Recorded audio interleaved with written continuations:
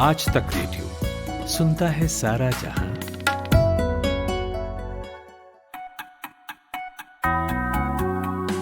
Hello, good morning. 7 सितंबर आज तक radio पर मॉर्निंग न्यूज पॉडकास्ट आज का दिन लेकर हाजिर हूं मैं, खुशबू कुमार। प्रधानमंत्री ने कल एक बैठक ली अपने कैबिनेट मंत्रियों के साथ। इंडिया वर्सेस भारत के बहस में ना पड़ने के सुझाव समेत कई बातें और कही पीएम ने, तो आज यहीं से पॉडकास्ट की शुरुआत करेंगे।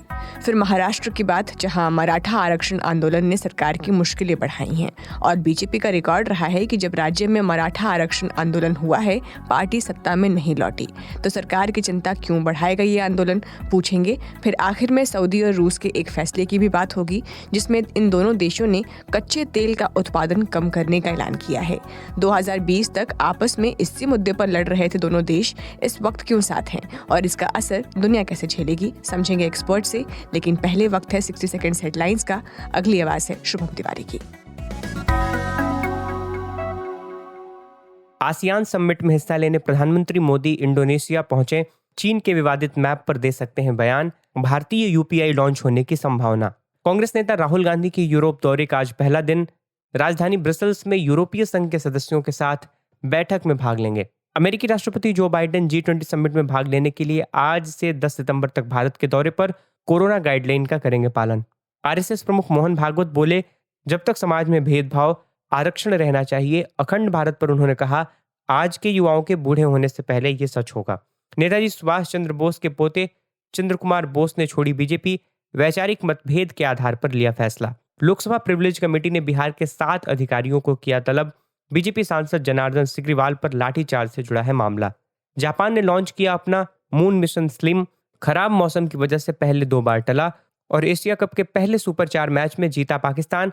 बांग्लादेश को 7 विकेट से हराया।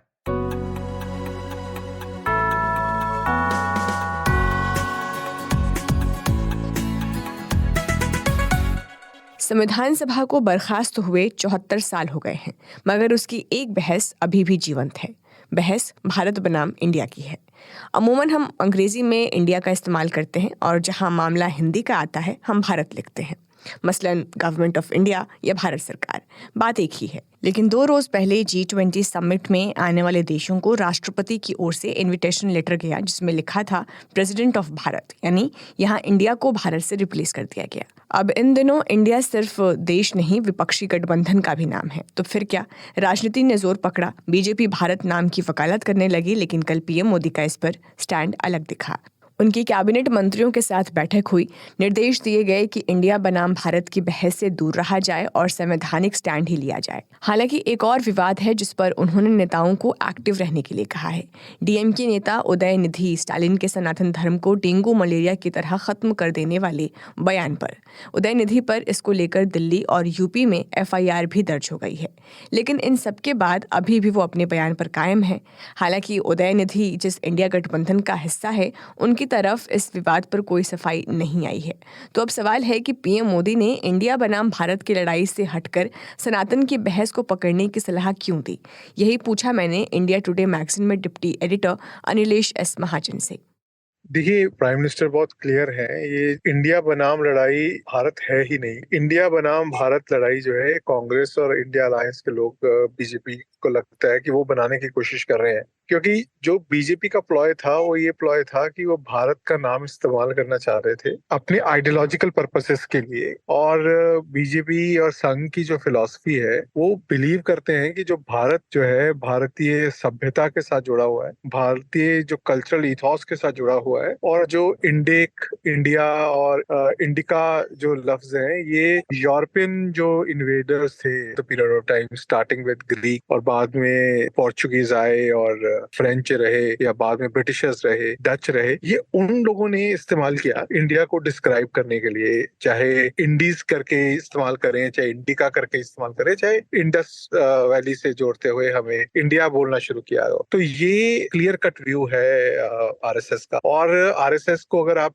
ध्यान से देखें, उनके जो एफिलिएट्स को देखें, वो कोई भी उसमें इंडिया जो वर्ड है वो नहीं यूज करते, ना अपनी कम्युनिकेशन में, ना एफिलिएट्स के नाम रखने में। अखिल भारतीय विद्यार्थी परिषद हो, अखिल भारतीय अधिवक्ता परिषद हो, इनफैक्ट उनकी जो खुद की बॉडीज हैं, वेरियस डिसीजन मेकिंग बॉडीज है, उसमें भी इंडिया वर्ड नहीं यूज करते, भारत वर्ड यूज करते हैं। और उनको लगता है कि जो लोग हैं वो भी इसी वर्ड के साथ जो है, और अक्रॉस लैंग्वेजेस जो है, इंडियन लैंग्वेजेस जो है, उसमें भी जो वर्ड भारत है वो इस कंट्री को डिस्क्राइब करने के लिए यूज करते हैं। और इन्होंने आर्टिकल 1 जो है कॉन्स्टिट्यूशन का, जहाँ पे क्लियरली डिफाइंड है हिंदी में भी और इंग्लिश में भी, कि जो भारत अर्थात India, India that is Bharat, ये जो है डेफिनेशन है इस कंट्री की। तो ये जक्सटापोजेबल वर्ड्स हैं, एक दूसरे से रिप्लेस किए जाने वाले वर्ड हैं। तो इसको इंटेलिजेंटली यूज किया है, और जिसको कांग्रेस और जो इंडिया अलायंस के लोग हैं उन्होंने ट्राई करने की कोशिश करी है कि ये शायद बीजेपी और उनके जो अलाइज हैं वो डर गए हैं उनके नाम से, के कारण से किया गया है। तो prime minister just want to avoid that type of controversy. तो उसी संदर्भ में ये चीज कही गई है। अनिलेश जी, अब चूंकि भारत बनाम इंडिया लड़ाई शुरू हो गई है, तो क्या बीजेपी इसे ऐसी भी खेल सकती है जहां वो इंडिया गठबंधन को भारत नाम का विरोधी करार दे दे, क्योंकि बीजेपी तो इंडिया और भारत दोनों नाम का पक्ष ले रही है?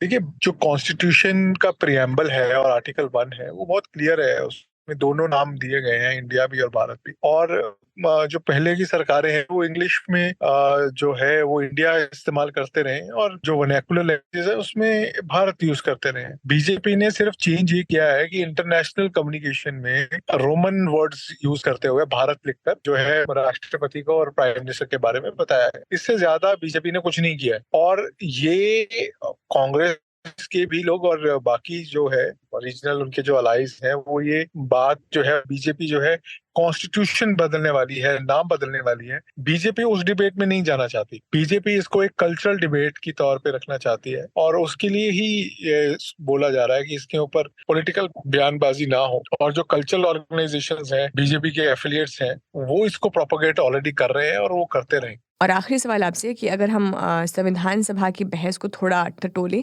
तो इस मसले पर वहाँ क्या बहस हुई थी?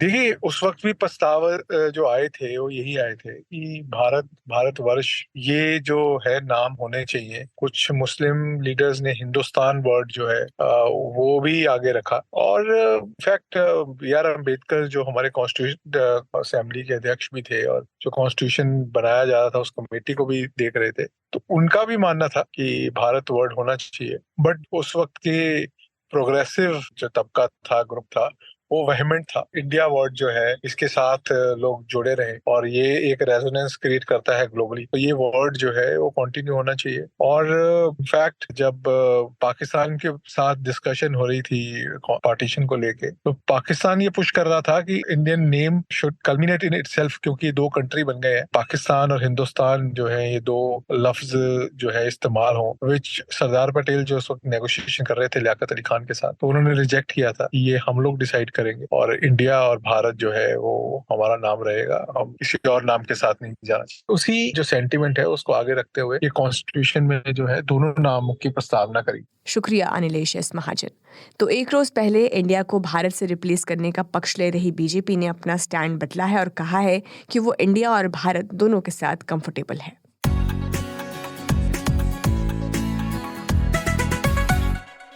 महाराष्ट्र में 2019 में हुए विधानसभा चुनावों में बीजेपी को बुरी हार झेलनी पड़ी थी। सियासी विश्लेषकों ने इसका कारण बताया था मराठा आरक्षण के लिए प्रोटेस्ट, जो उसी साल राज्य में हुए थे।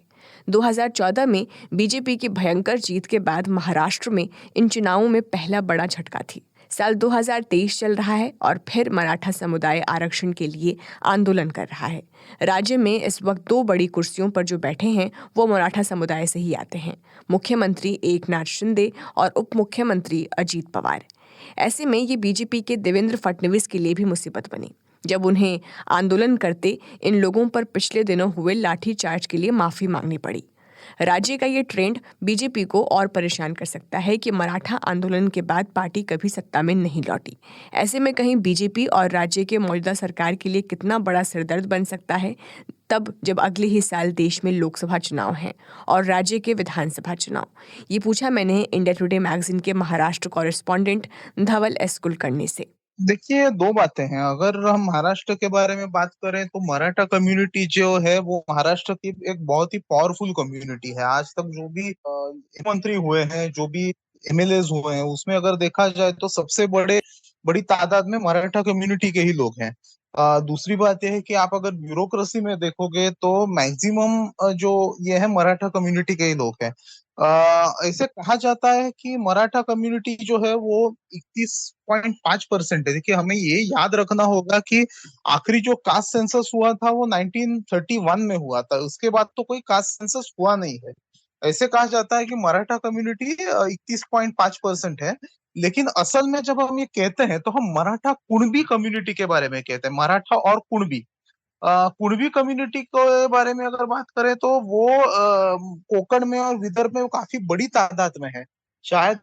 और इसीलिए अगर सिर्फ मराठों के बारे में कहें तो एक अंदाजा है, क्योंकि जैसा मैंने कहा कि कोई कास्ट सेंसस हुआ नहीं महाराष्ट्र में पिछले लगभग 100 सालों में। तो शायद 12 से 16% हो सकते हैं। अभी इनकी जो मांग है कि वो ऐसी है कि उन्हें अभी जो लेटेस्ट जो उनकी मांग है वो कह रहे हैं कि उन्हें ओबीसी कैटेगरी में जाना है। इसका बहुत ही बड़ा रेजिस्टेंस जो है ओबीसी ग्रुप से हो रहा है, क्योंकि उनका डर यह है कि अगर एक बड़ी कम्युनिटी जो लगभग 12 से 16% है वो अगर आकर ओबीसी कैटेगरी में बैठ जाए तो इनके जो बेनिफिट्स हैं ओबीसी ग्रुप्स के वो चले जाएंगे। ओबीसी के बारे में कहे तो लगभग 52% से ज्यादा ये लोग हैं। और 400 के आसपास जो वर्ग है उसमें हिंदूज भी है, नॉन हिंदूज भी है। लगभग 8.40% लोग जो है इसमें वो नॉन हिंदूज हैं। तो वो एक बहुत ही बड़ा ब्लॉक है और वो अपवर्डली मोबाइल ब्लॉक है। तो मुझे लगता है कि सरकार के सामने एक बहुत ही बड़ी चुनौती है कि वो क्या करे। एक जगह पर वो मराठों को नाराज नहीं कर सकती है, दूसरी जगह वो ओबीसी को नाराज नहीं कर सकती है।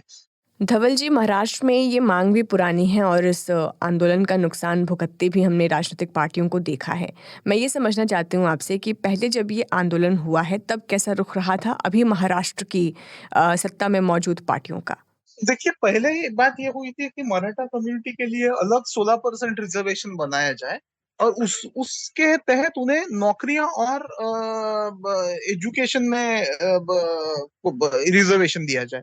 लेकिन उस कानून को जो है 5 मई 1921 को सुप्रीम कोर्ट ने खारिज कर दिया। उसके बाद एक रिव्यू पिटीशन दाखिल किया गया था जिससे अप्रैल में सुप्रीम कोर्ट ने वापस खारिज कर दिया। अभी ये मांग हो रही है और ये पहले भी होती थी मांग कि भाई मराठा और कुणबी एक है। अभी उसके ऊपर भी काफी कंट्रोवर्सी है, क्योंकि आप कोकण में देखोगे तो शादियां नहीं होती है उनमें, और जगह पे भी शादियां नहीं, कई जगह होती है कई जगह नहीं होती है शादियां।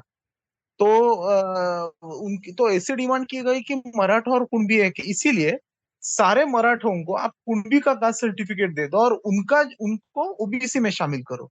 इस बात से कुणबी संगठनाएं जो है वो नाराज है और ओबीसी संगठनाएं भी नाराज है। तो मैं ये कहूंगा कि जब ये रास्ता बंद हो गया कि एक अलग कानून बना के आप आरक्षण दे दो मराठों को, तो ये नई डिमांड आ गई कि हमें ओबीसी करार देके आप हमें आरक्षण दे दो।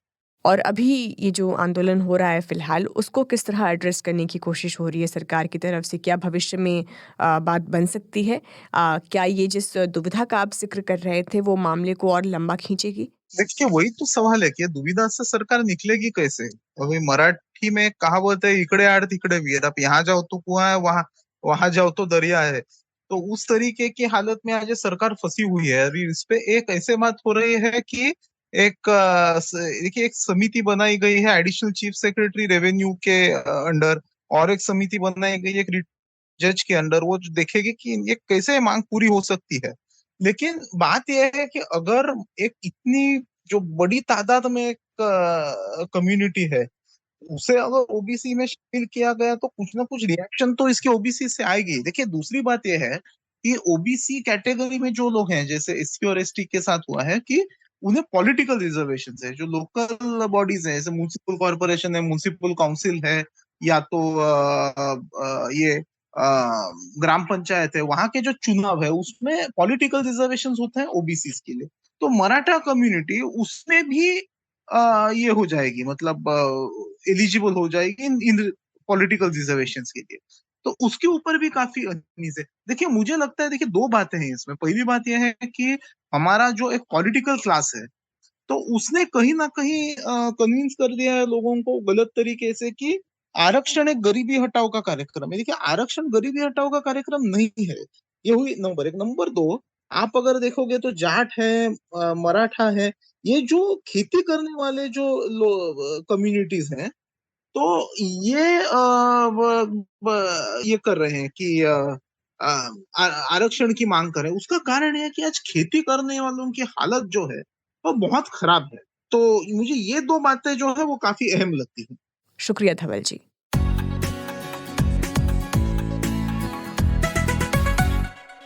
दुनिया के दो देश जो कच्चे तेल के उत्पादन में आगे हैं, उनकी तरफ से जारी अलग अलग बयानों में ये कहा गया कि ये देश तेल के उत्पादन में कटौती जारी रखेंगे। ये देश हैं सऊदी अरब और रूस। इन दोनों देशों का कहना है कि साल 2023 के ख़त्म होने तक उत्पादन में ये कमी जारी रहेगी।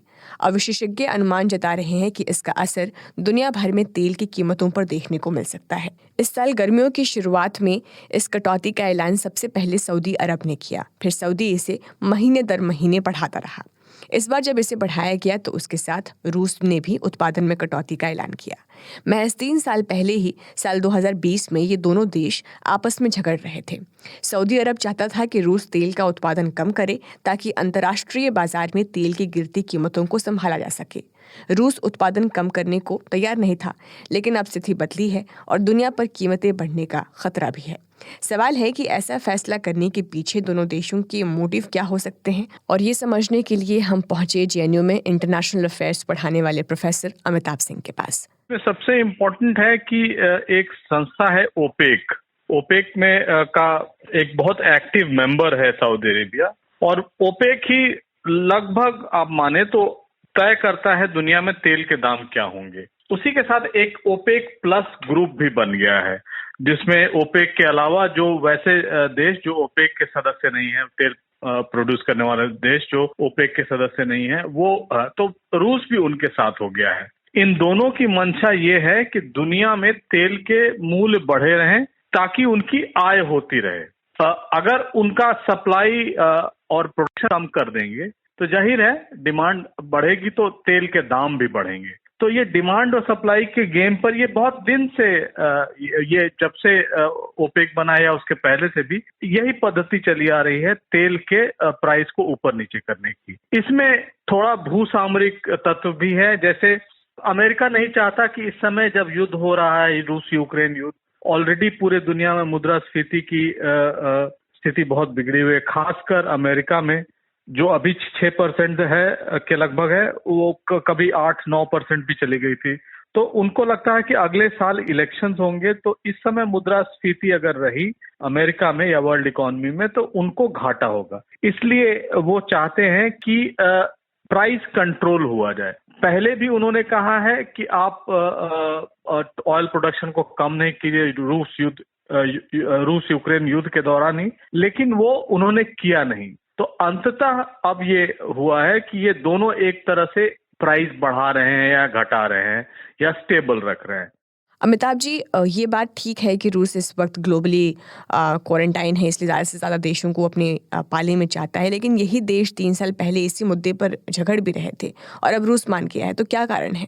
देखिए, ऐसा नहीं कि 2020 में ही पहली बार ऐसा था, ये पहले से चला आया है कि दोनों में एक तरह से प्राइस कंट्रोल को लेके या कौन मार्केट के प्राइस को कंट्रोल कर पाएगा, इसकी वर्चस्वता की लड़ाई रूस और सऊदी अरेबिया में या ओपेक में पहले से चली आ रही है, कोई नई बात नहीं है।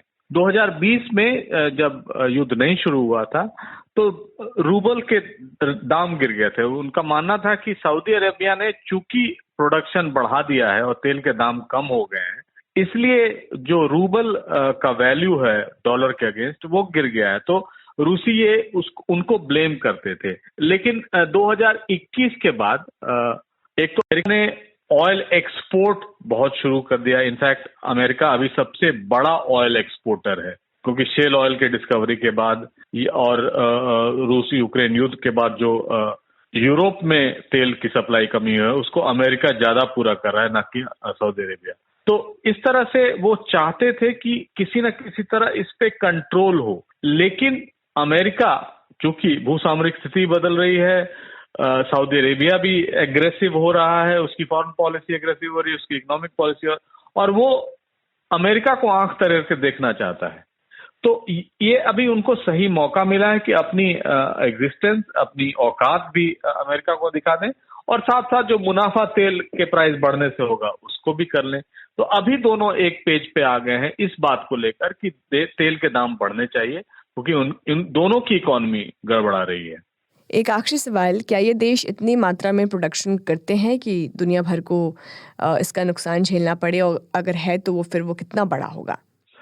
देखिए, अब फिलहाल तो इसके तेल के दाम बढ़ने के आसार हैं, लेकिन जैसे इन्होंने कम किया, जैसे करीब 10 लाख बिलियन पर डे जो सऊदी अरेबिया एक्सट्रैक्ट करता था उसने कम कर दिया है।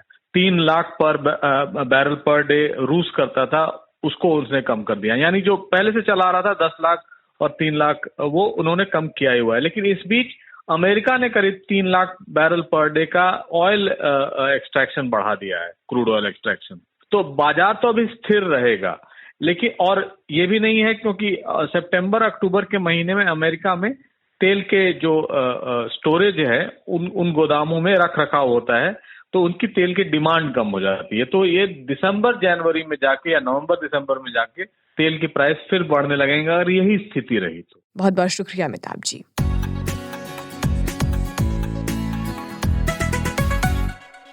और अब वक्त हो गया है देश दुनिया के अखबारों में छपी आज की बड़ी खबरों को सुनने का। मेरे साथ शुभम तिवारी हैं। Good morning Shubham. Good morning. सत्र 18 को पुरानी संसद में, नई संसद में काम 19 से।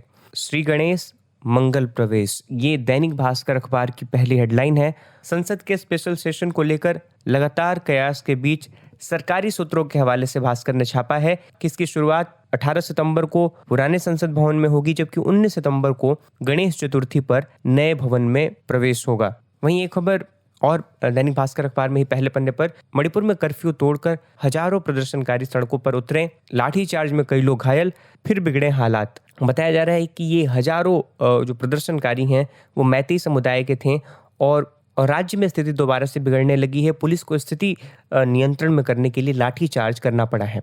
राज्य सरकार ने मंगलवार शाम को ही 6 बजे से घाटी के 5 जिलों, जिनमें इम्फाल पश्चिम, इम्फाल पूर्व, बिष्णुपुर, थाउबल और कक्शिंग में कर्फ्यू लगाया हुआ था। लेकिन बुधवार सुबह करीब 10,000 प्रदर्शनकारियों ने मार्च किया और उनकी मांग है कि टिड्डिम रोड पर लगे बैरिकेड्स हटाए जाएं। इस बीच बवक्ता में पुलिस और प्रदर्शनकारियों के बीच झड़प हुई है। वहीं एक खबर, जनसत्ता से जाति जनगणना को लेकर बुधवार को सुप्रीम कोर्ट में फिर से सुनवाई हुई और कोर्ट ने इस सुनवाई को 3 अक्टूबर तक के लिए टाल दिया है। खबर एक हिंदुस्तान अखबार में है कि आरक्षण के समर्थन में बोले मोहन भागवत, जब तक भेदभाव है तब तक आरक्षण रहे।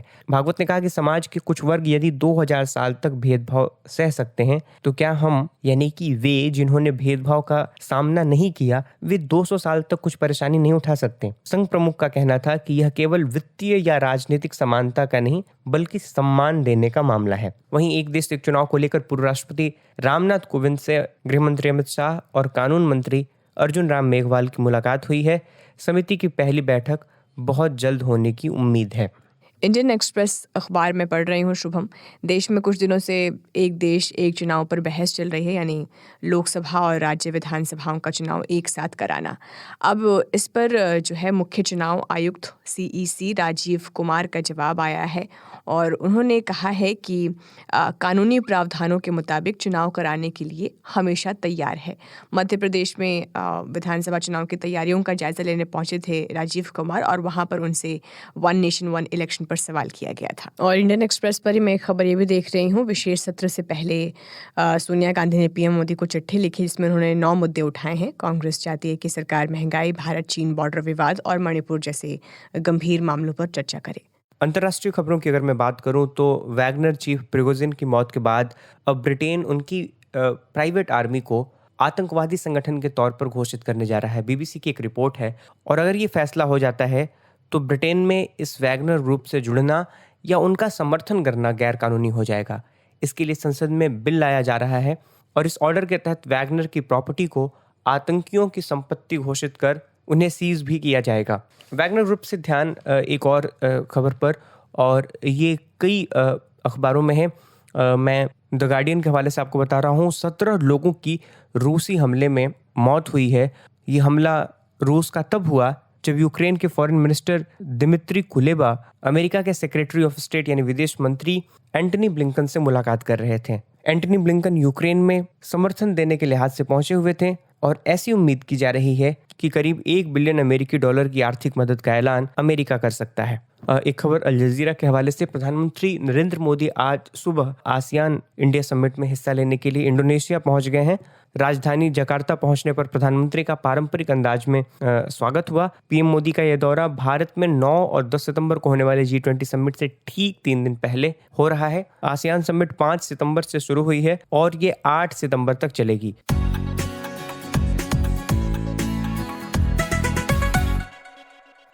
और अब चलते चलते जान लेते हैं 7 सितंबर का इतिहास। आज ही के दिन 1896 में दुनिया की पहली सफल हार्ट सर्जरी हुई थी। जर्मन डॉक्टर लुडविग रेन ने दुनिया की पहली ये हार्ट सर्जरी की थी। मिस अमेरिका प्रतियोगिता की शुरुआत आज ही के दिन 1921 में की गई थी। 1822 में ब्राजील ने पुर्तगाल से अपनी स्वतंत्रता की घोषणा की। 1812 में नेपोलियन ने रशियन आर्मी को हराया। तो इस जानकारी के साथ पॉडकास्ट आज के दिन में फिलहाल इतना ही। इस पॉडकास्ट को प्रोड्यूस किया है रोहित अनिल त्रिपाठी ने। साउंड मिक्सिंग कर रहे थे नितिन रावत। खुशबू कुमार के साथ थे आप। नमस्कार।